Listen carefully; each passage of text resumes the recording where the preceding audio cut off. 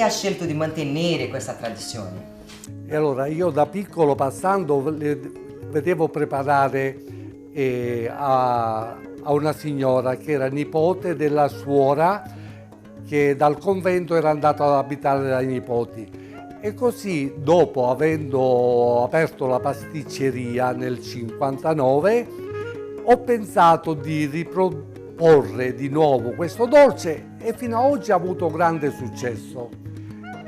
Tra la quale Tomasi de Lampedusa ne parla nel Gattopardo, che dice proprio le impudiche paste di Suor Virginia.